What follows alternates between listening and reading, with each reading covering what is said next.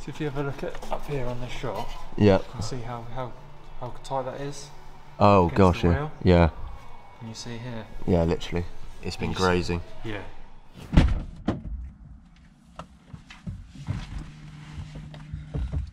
Good morning everyone, welcome back to the channel. More importantly, welcome back to the M240i.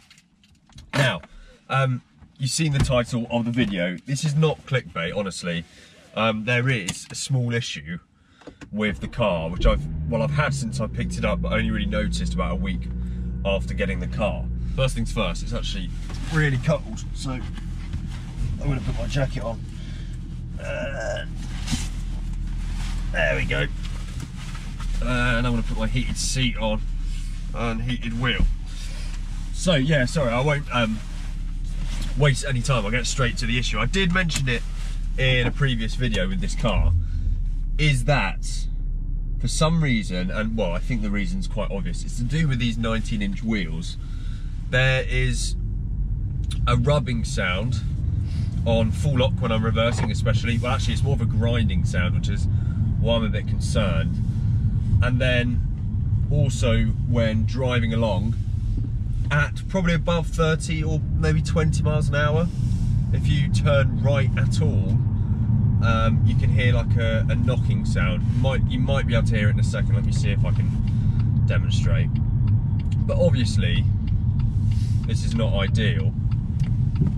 There it is. Small knock there. You may or may not have heard it, but I can feel that under my feet. So it's like the wheels are hitting something, which is obviously far from ideal, and yeah, not what I want really. So I think it's probably something to do with the offset of these wheels, of these alloys, and if that's the case, then it might just mean need some new wheels, or spacers could solve it.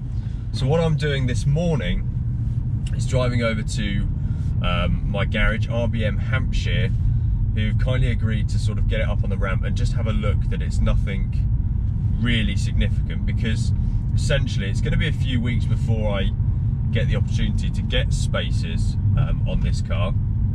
So I just want the peace of mind until then, at least, knowing that I can drive on it. It's maybe just rubbing something insignificant, if that makes any sense. So yeah, I'm going to drive over to RBM Hampshire now, and hopefully we won't find anything too worrying, and hopefully it'll be something that can be sold fairly easily, because I really like these wheels and don't want to have to get rid of them really. Anyway, I'll catch up with you guys in a bit. Guys, there's a lot of Z4s here. You can't see because they're on the other side, but there's about 6 E89s all for sale. How cool. There's another Z4 in there with an U plate as well. But look, if I was to opposite lock reverse now, you can hear that grinding. So that's the issue that I'm on about. So yeah, hopefully we can get it up and looked at now.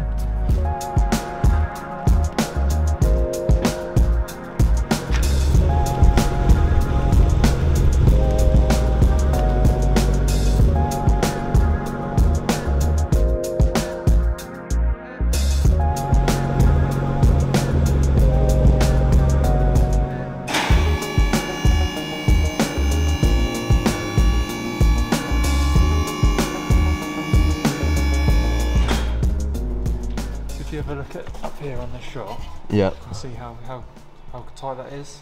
Oh gosh, yeah, yeah. And you see here. Yeah, literally, it's been grazing. Yeah. Right. So that's either going to be this hub here or the shock itself that's slightly out. Okay. Yeah, you can see how tight that is up there. Yeah, there's literally no room, is there? No. Is the it other just side's tight, but it's not that tight. Yeah, I was going to say, because it doesn't really rub on this side. Yeah, this side you can see on the inside of the wheel hasn't been rubbing at all. So when I'm hearing that noise, is that the alloy being? You've got another noise going on. So if you hold that, so when you turn the wheel, you can hear from the top mount. You hear that sort of cracking? Yeah.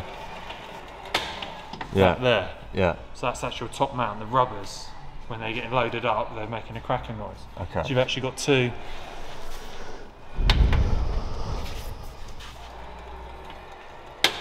So what's the resolve? Well, you definitely need some top mounts on the front shocks. Okay. But this here, this is either going to be the shock or this hub here. Right. Which is why that's catching on there. Okay. So could that, if I had... I mean, if you got different wheels on it, that would...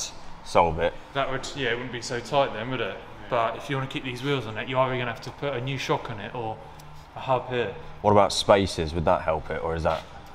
It should do, yeah, because you're thinking about spaces anyway. I'm meant to be getting spaces and you know, lowering springs in a few weeks. Okay, so car coming down off the ramp now. Essentially, I think you probably heard it from Ross then. What's wrong with it is basically the alloy on the inside is way too close to the shocks, suspension components, and the inside of the alloy, you may have seen from the shot there, is sort of curbing and grazing, which is not bad, but that's the grinding that I'm hearing when I'm reversing on full lock. Now the noise that I'm hearing when driving forwards and turning, which you might have heard earlier in the video, that is the top mounts, which seem to be sort of popping when they shouldn't be. So that is something that needs replacing, that's not related to the wheels, but this car is under warranty until early next year, so it should be, fingers crossed, something that's covered under BMW warranty. So I'm going to give BMW a call this afternoon and hopefully get that booked in before, I may have hinted at, it goes to someone in particular to get some lowering springs and spacers in a few weeks, which should sort the rubbing issue on the wheels. So yeah, thanks so much to RBM for sticking it up on the ramp this morning.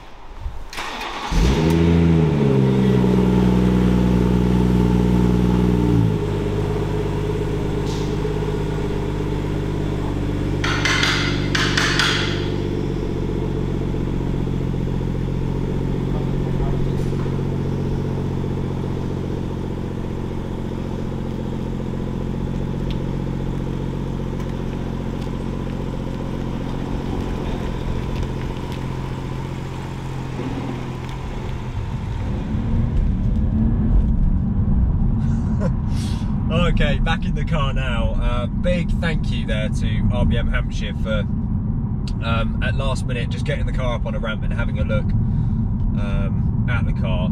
As you heard, it's annoying issues, but nothing major that's going to stop me from driving it, and both things that should be resolved. Hopefully BMW fix the top mounts under warranty, and the wheel issue is something that can be solved by spacers. Yeah, big shout out to RBM again. If you guys do own any sort of BMW, I highly recommend them. They're just off the M3 as well, which is super easy. Not been paid to say this, I just think they're absolutely brilliant. So yeah, thank you guys so much for watching. I hope you found this video interesting, even though it's been very short and quite basic. But yeah, there is the problem with my M240i, which is, again, very frustrating actually to have a problem this early into ownership. But nonetheless, it should be able to be sorted. So yeah, thanks guys for watching, and I'll see you very soon.